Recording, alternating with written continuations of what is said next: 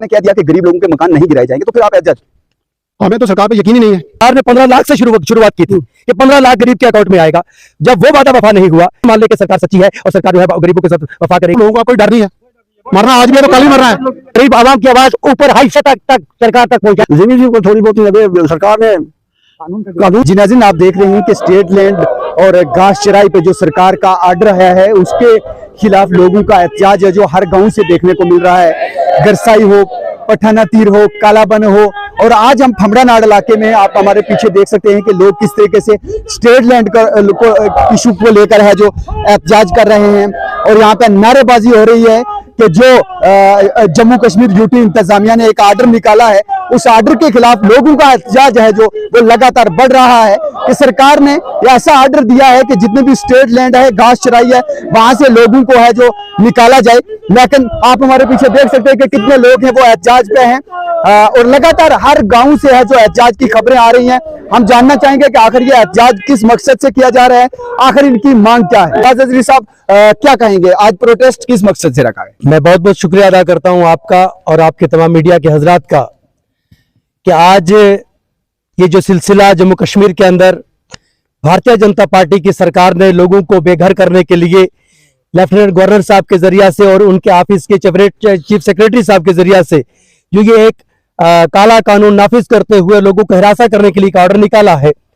जाहिर सी बात है कि जब तक सरकार हमें अश्योर नहीं करती है, जब तक सरकार हमें ये ऑर्डर निकाल करके ये बात नहीं कहती है कि आप लोगों को नहीं छेड़ा जाएगा, ख्वाह वो लोग LB6 में बैठे हुए हैं, ख्वाह वो लोग S432 के ऊपर बैठे हुए हैं, ख्वाह वो लोग रोशनी एक्ट वाली जमीन पे हो या घास चराई की जमीन पर बैठे हुए हैं, इन लोगों को किसी न किसी एतबार से उनको उस वक्त की सरकारों ने बिठाया था। आज इस सरकार को कोई हक नहीं है कि इन लोगों को उजाड़ने की कोशिश करे। जब तक जम्मू कश्मीर के अंदर जम्मू कश्मीर की सरकार ऑर्डर निकाल करके इन लोगों को अश्योर नहीं करती है, तब तक हमारा ये प्रोटेस्ट और हमारे मुजाहरे और हमारी ये तैयारी जारी रहेगी। कानून वापस एक नुमाइंदे हैं, पब्लिक रिप्रेजेंटेटिव है, इस हवाले से क्या अभी तक इंतजामिया ने इन जो PRI हैं इनसे कोई राब्ता किया, उनसे कोई सलाह मशवरा किया? बिल्कुल, किसी भी PRI के साथ। और एक तरफ सरकार कहती है कि हमने पंचायतों को बाख्तियार बना करके रखा है। हम पूछना चाहते हैं सरकार से कि इस वक्त एक ही इंस्टीट्यूशन है, 3 टायर सिस्टम की बात है, इस वक्त तक ना DDC को पूछा गया, ना BDC को पूछा गया, ना पंचायतों को पूछा गया।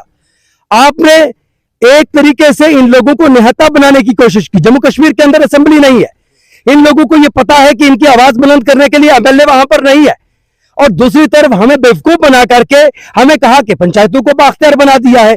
लेकिन मैं पूछना चाहता हूं LG साहब से, LG साहब यहां पर आपकी छवि खराब हो रही है इस जुमले के ऊपर। अगर पंचायतों को बाख्तियार बनाया है तो किस जुमरे में बाख्तियार बनाया है? पंचायतों के अंदर अगर आपने लोगों को उजाड़ने का कोई मंसूबा बनाया था तो कम से कम बैठ करके पंचायतों के साथ बात करनी चाहिए। आज इधर ये फमड़ा नाड़ के अंदर प्रोटेस्ट हो रहा है और हम जो सरपंच हैं इस इलाके के, हम उनसे भी जानना चाहेंगे और फिर अजरी साहब का भी रुख करेंगे। आपने आज यहाँ पे एहतजाज रखा, किस मकसद, किस गर्ज व गायद से और कहां तक जाना चाहते हैं? बिस्मिल्लाहिर्रहमानिर्रहीम। पहले तो मैं आपका शुक्रगुजार हूँ कि आप मीडिया वालों ने हमारे साथ ताउन किया, हम आपके शुक्रगुजार हैं। हमारा यही प्रोटेक्ट है जी, हमारे जितने भी लोग हैं जहाँ स्टेट लैंड में रह रहे हैं, चाहे घास चराई में रह रहे हैं, ये इन्होंने एक छोटे मतलब अपना एक मकान के लिए कितनी मेहनत लगती है बंदे को, मेहनत करके लोगों ने अपने मकान तैयार किए। तो पहले कहते PMAY में लोगों के मकान आ गए जी, PMAY गवर्नमेंट ने कहाँ दिया? बात तो ये इसकी PMAY जो मकान थे वो तो लोगों को मिले भी नहीं, पैसे इनके पास है ही नहीं है। तो ऐसे ही सरपंचों को बेवकूफ बनाकर रखा है, जो कठपुतली की तरह नचाते हैं, कभी इधर तो कभी इधर। हम तो ये गवर्नमेंट LG साहब से कहना चाहता हूँ कि पहले हमारे लोगों के पास जो जमीनें हैं इनको आप कहाँ ले जाओगे? तो मकानों की बात की आपने, 2022 तक मकान है जो वो पक्के होने की बात कही। कुछ नहीं, अभी तक तो मकानों के पैसे ही नहीं आए। 2011 के लोगों के मकान है उनके पैसे नहीं आए। लोग तो हमें पूछते हैं ना, सरपंच को पूछेंगे हमारे पैसे क्यों नहीं आ रहे, हमारी इतनी परेशानियां हैं। तो देखो आप देख सकते हैं, आप देख सकते हैं, आप देख सकते हैं कि ये जो प्रोटेस्ट है वो लगातार जारी है और कहीं ना कहीं सरकार ने 2022 तक मकान पक्के होने की बात कही थी और आपने देखा कि जैसे में हमने बताया कि एक बड़ा सवाल सरपंच फौड़ा नाड़ ने भी उठाया है कि जहां 2022 में मकान पक्के करने की बात की जा रही थी और वहां 2023 के शुरुआत से ही है जो लोगों के घर उजाड़ने की बात की जा रही है, लोगों को उनकी जमीनों से निकालने की बात की जा रही है। हमारे साथ कुछ और लोग हैं, हम उनसे भी जानना चाहेंगे कि आखिर क्यों सरकार के आप इस हुक्मनामे के खिलाफ क्यों है। हम फिर एक बार शहराज अजरी साहब से बात करेंगे कि सरकार ने अगर कह दिया कि गरीब लोगों के साथ नहीं छेड़ा जाएगा तो फिर आपको एतराज किस बात का है। हम फिर जानने प्रोटेस्ट कर रहे हैं, हम ये जानना चाहेंगे जरूर आपकी रूबरू ये सवाल हम जरूर लाएंगे कि एक पीआरआई होने के नाते आपको सरकार की बात का यकीन क्यों नहीं है। जी ने कह दिया कि गरीब लोगों के मकान नहीं गिराए जाएंगे, तो फिर आप एहतजाज। हमें तो सरकार पे यकीन ही नहीं है। जो इन्होंने ये काला कानून लाया है तो इन लोगों के लिए लाया है ना। ये गरीब जो मजलूम लोग हमारे हैं, ये नहाते लोग हैं, नहाते जिन्होंने बड़ी मुश्किल से आपने मेहनत करके तो आपने छोटे छोटे मकान बनाए, वो कानून कराने आए, जो दे रहे वो भी नहीं दे रहे, वो भी लोगों को कहाँ मिले। साहब अगर सरकार ने कह दिया कि गरीब लोगों को नहीं छेड़ा जाएगा तो फिर एहतजाज किस बात का। गरीब लोग तो हैं सारे। जाहिर सी बात है कि जम्मू कश्मीर के अंदर जो भी सरकार ने इस वक्त तक वादा किया, जो ऑन ग्राउंड वादा किया, जो पेपर्स के अंदर ला करके वादा किया, अखबारात के जरिए से वादा किया कि हमने आपको ये दे दिया वो दे दिया। सरकार ने 15 लाख से शुरुआत की थी कि 15 लाख गरीब के अकाउंट में आएगा। जब वो वादा वफा नहीं हुआ, जम्मू कश्मीर के अंदर और हिंदुस्तान के अंदर 2 करोड़ नौकरियों की बात की, वो वादा वफा नहीं हुआ। जम्मू कश्मीर के अंदर हर बेघर को घर देने के लिए वादा किया था, अब वो वादा जब वफा नहीं हुआ।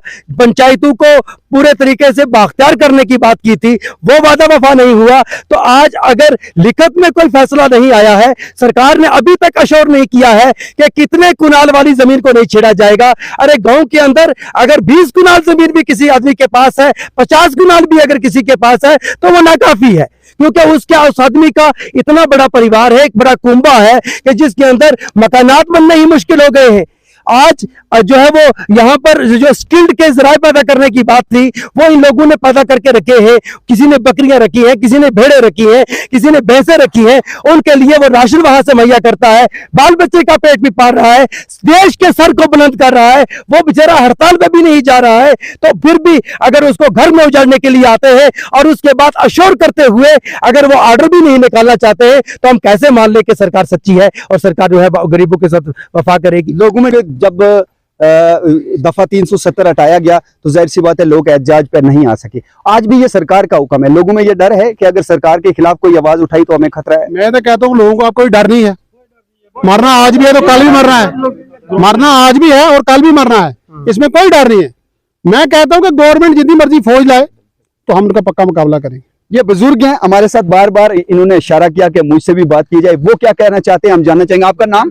मेरा नाम मोहम्मद रज़ाक पुंछी है और हमारी भी ये रिक्वेस्ट है कि हमारी ये गरीब आवाम की जो जमीनें हैं इनके साथ मत छोड़े और इन जमीनों हमको इन जमीनों अपनी जमीनों से मत निकालें। गरीब आवाम की आवाज ऊपर हाई सतह तक सरकार तक पहुंचाई।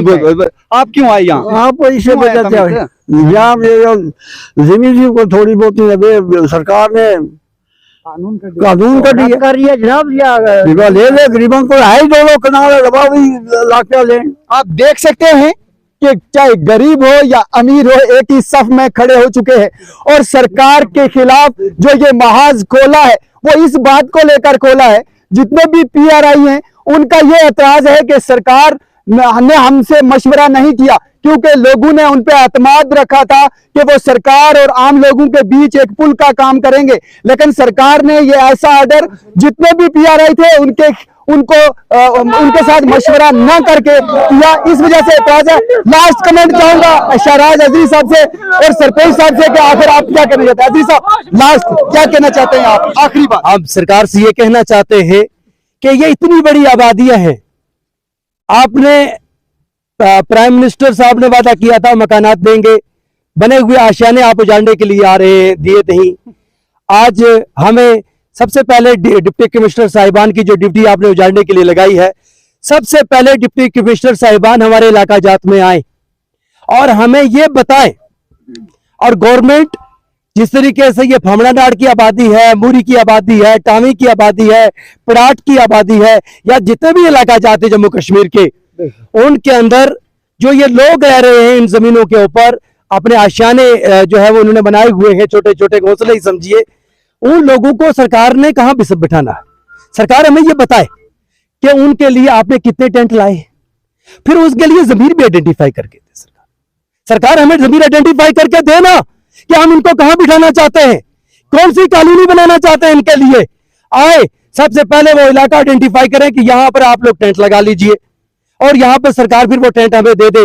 तो फिर उसके बाद अगला फैसला ये होगा कि क्या इन लोगों को वो टेंट क्या मंजूर है या नहीं है, क्या वहां पर ये लोग, इन लोगों के भैंसें, इन लोगों की बकरियां, इन लोगों के बच्चे, इन लोगों की स्किल्ड का सिलसिला, इन लोगों के दूध का कारोबार क्या वहां पर चल सकता है या नहीं चल सकता है, या उसके बाद बात होगी। सरकार जिस तरीके से हमें हिरासत करके रहना चाहती है, इंशाल्लाह हम नहीं आने देंगे इंशाल्लाह। मैं भी यही कहना चाहता हूँ कि हमारे लिए कोई इंतजाम करें, कोई कॉलोनियां बनाएं, तो हमें वहां शिफ्ट करें, फिर ये जमीन ले लें।